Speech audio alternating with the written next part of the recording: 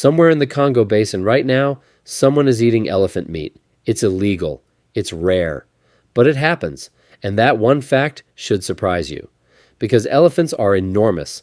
A single elephant carries enough meat to feed an entire village for weeks. They are, biologically speaking, edible. They always have been. So why has no culture on Earth eaten elephant as a normal food source? Why is there no elephant burger, no elephant sausage, no elephant steak on any menu, anywhere?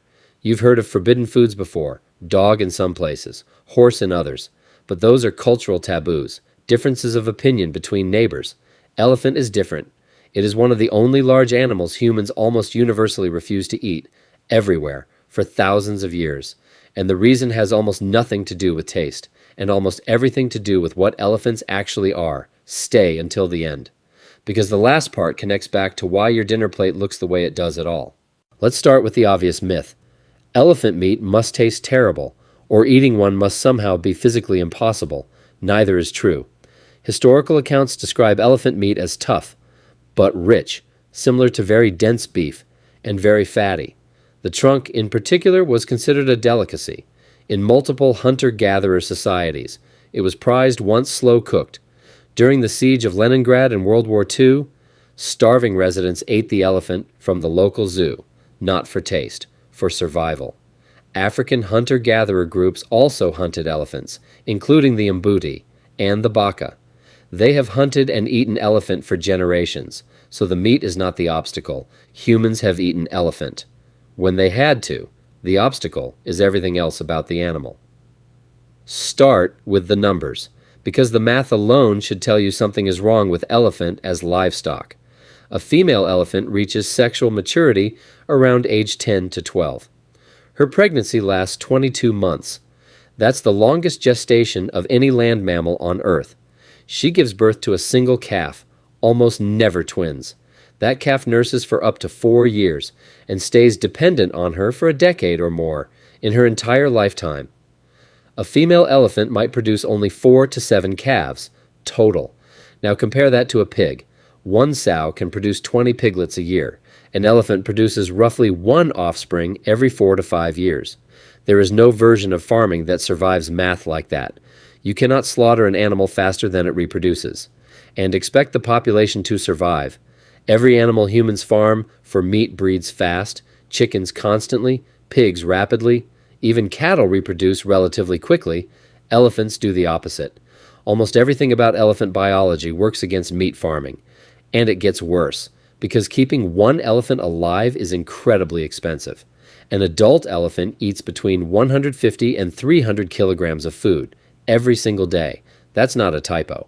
Up to 300 kilograms daily for one animal. It needs enormous amounts of land, dozens of square kilometers to forage naturally. It also drinks huge amounts of water, up to 200 liters a day. Now imagine raising an entire herd for meat. You would need enormous amounts of land, enormous amounts of feed, and enormous amounts of water, on a scale almost nothing else requires. A cow gives you meat for a fraction of the resource cost. So does a pig. So does a chicken. Economically, elephant farming has never made sense in any era of human history. But resources and reproduction are only part of the story. The deeper reason is stranger. Elephants might be too intelligent for us to comfortably eat. This is not just sentiment. This is documented behavior. Elephants recognize themselves in mirrors, self-awareness shared by only a handful of species, including humans and great apes. Elephants also use tools. They strip branches to swat flies. They dig with sticks. And then there's something even stranger. Elephants grieve. They have been documented standing over dead herd members, sometimes for days, touching the bones, returning years later. Researchers have recorded what looks unmistakably like mourning behavior. Quiet, physical, repeated. Elephants remember. Matriarchs can recall watering holes visited decades earlier. They can remember individuals met across a lifetime. And suddenly the question becomes uncomfortable. This is the same species we're discussing farming for hamburger meat. Once a culture observes behavior like that, it becomes harder to categorize the animal as food.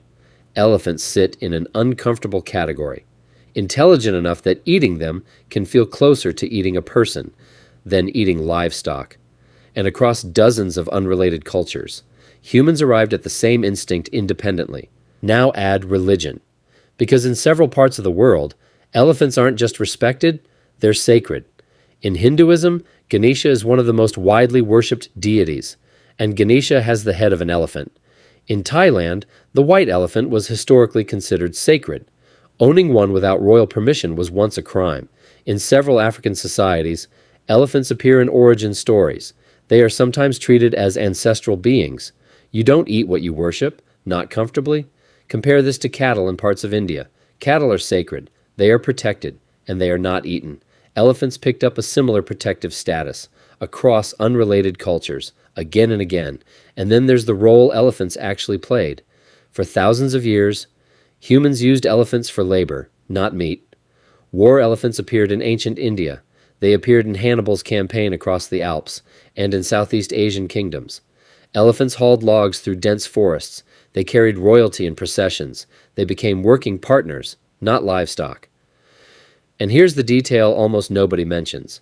Elephants were never actually domesticated, not in the same way cattle were, or horses. Every working elephant alive today was captured from the wild, or born to a captured mother, and then trained individually. There is no genetically domesticated elephant bloodline, not like dogs, not like cows. Training an elephant takes years. It requires individual investment, and a bond built with one specific handler. You don't eat the animal you just spent years training to trust you. Now bring in the modern reality. Elephants today are simply running out of time. African elephant populations have collapsed dramatically. Much of the decline has been driven by poaching for ivory. Asian elephants are endangered. Fewer than 50,000 remain in the wild. International trade in elephant ivory has been heavily restricted, and elephant meat can become part of the illegal bushmeat trade. In parts of Central Africa, elephant meat still circulates illegally, often through bushmeat networks connected to poaching. But this is not a food industry. It is a symptom of a species being hunted toward extinction. Every instance of elephant meat entering a market today is evidence of a crisis, not a food system. So layer it together. Elephants reproduce too slowly to farm efficiently. They require enormous amounts of food. They require enormous amounts of water. They require enormous amounts of land. They're too intelligent to eat without discomfort. They're repeatedly treated as sacred across different civilizations. They're working partners, not animals bred specifically as livestock. And today, they're endangered enough that farming them would make conservation even harder. Any one of those factors alone might not keep an animal off the menu, but put them all together in one species, and you get an animal disqualified from becoming food almost everywhere it lived. And this connects to something much bigger. Every animal you regularly eat passed a set of tests: fast reproduction, low resource cost, a manageable size, a temperament humans could control, and the ability to survive being raised in large numbers. Elephants failed almost every test and passed the one that made humans hesitate most. They are too much like us to eat comfortably. So next time you see an elephant, you're not just looking at the largest land animal on Earth. You're looking at an animal whose intelligence, whose biology, and whose history combine to write it out of the human diet almost entirely. If you enjoyed this one, subscribing helps a lot, and I'd love to hear your take in the comments.